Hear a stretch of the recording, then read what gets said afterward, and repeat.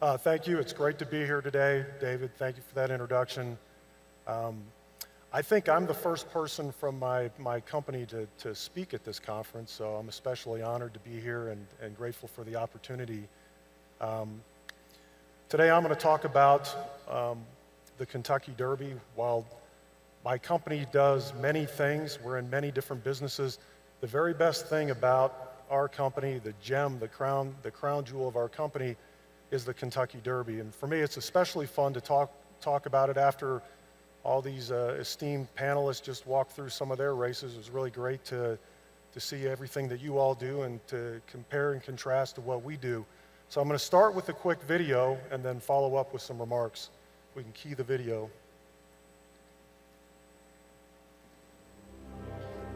A curious person might ask, in these uncertain times, what is the meaning of the Kentucky Derby? And the answer comes back. In racing, the Derby is everything. It is as big as Churchill Downs, and as small as the tear that rolls down a winner's cheek.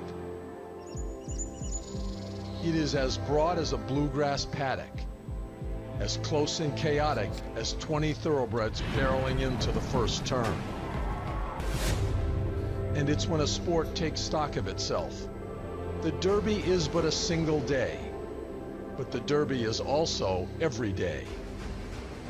The Derby is why dreamers spend millions on yearlings, leaning into the longest shot in sports.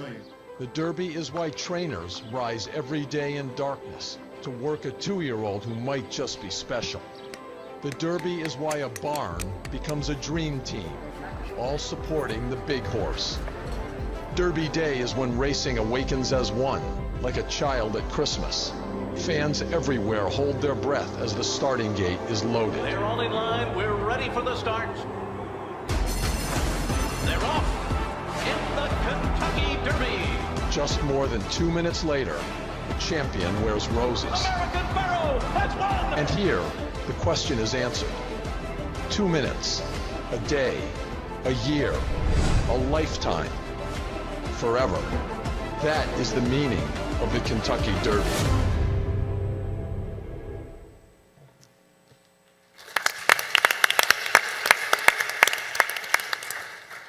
Thank you. So the Kentucky Derby is 152 years old. It is the longest continually run sporting event of any kind in the United States.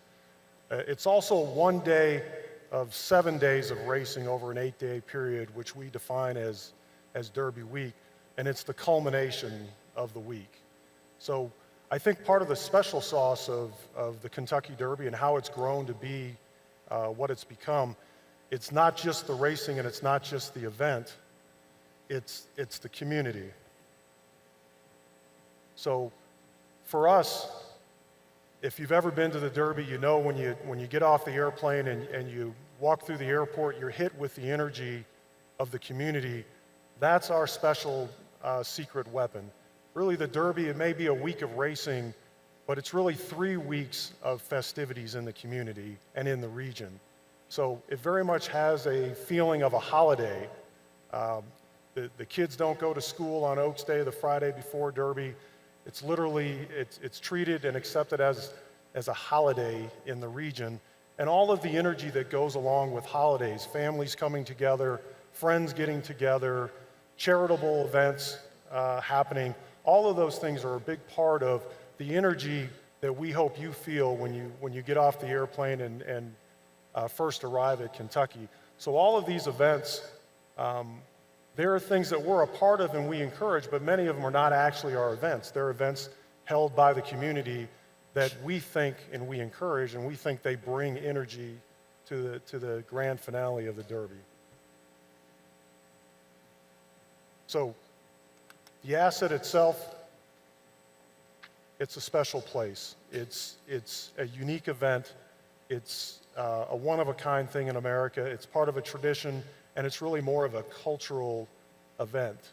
So despite being 152 years old, which again is really old by American standards, it just keeps getting stronger and stronger. I think America is a very crowded, busy media market. There's a lot going on in the country. There's a lot of events. There are a lot of sports. But this event keeps getting stronger and stronger, and that's reflected in some of these metrics that I put up here just to illustrate. So over Derby week, we last year had about 375,000 fans. That's 5 Super Bowls. It culminates with the Kentucky Derby on Saturday, which has about 150,000 plus every year, but the whole week is a big event. The wagering, we continue to set records. Television, this is an interesting phenomena in the world of streaming and YouTube and all of the other ways to consume media. Our television ratings are going up, and they're going up pretty substantially. This last year, we saw the highest rating numbers we've seen since 1989, and really the highest our media partner, NBC, has ever had during the time they've covered the event for us. And then social media, it's important for so many reasons. It's how we help tell our story, but it's how our fans tell their story, which feeds back to us and helps us refine our event. Well, it's going up substantial double digits every year, and that's a great sign for the sport as well as the event. So this is important to tell the story of how do you make up this event? How do you think about it? It's so much of a work of art, as so many of these festivals are, a special time where it's the art and the artistic value as much as anything else. However, it's also a business. And so for us, especially focusing first on the United States, you have to push out beyond the window of the core racing fan.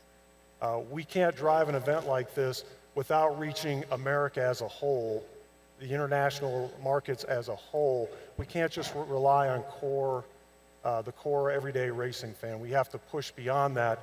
And to do that, you have to think logically about this as a marketing exercise, but also as a business. So I thought I would highlight what are the elements of the Kentucky Derby as a business. What are the elements of it as an event? Well, we start with premium seating. It's an on-track experience. The Kentucky Derby is an on-track experience. Everything we want to drive about it leads to trying to get people to come to the track to experience it as a once-in-a-lifetime, one-of-a-kind event. So first and foremost, it's about the on-track seating experience. Second, broadcast rights. NBC is our media partner. They're a huge part of what we do. We view them as a marketing arm. Their job is to tell our story the way that not only we think it can be told, but the way they think it can be best told to inspire people to want to visit. Also sponsorships and partnerships and licensing.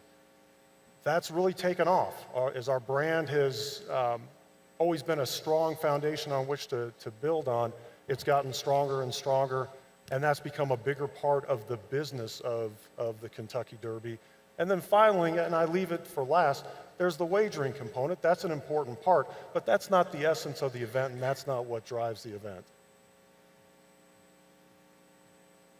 So, as I mentioned, it's this on-track experience. We've invested over $1 billion over the last number of years to improve our facility, to segment our facility, to give everybody a piece of what they're looking for.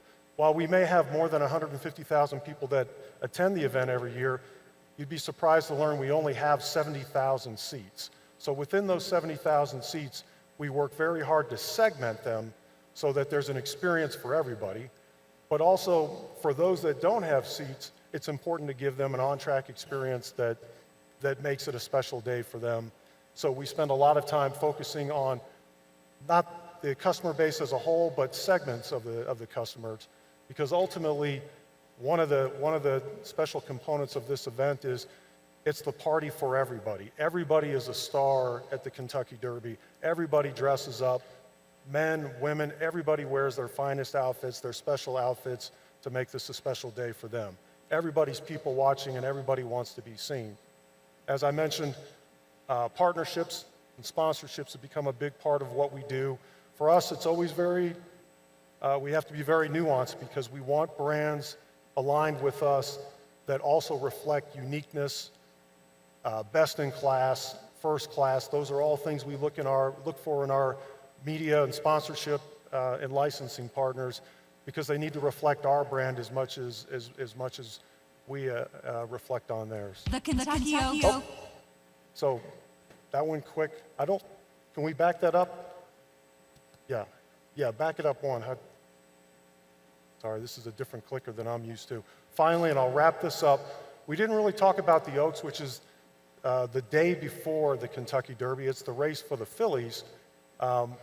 This has become an increasingly bigger day. Is more than a race.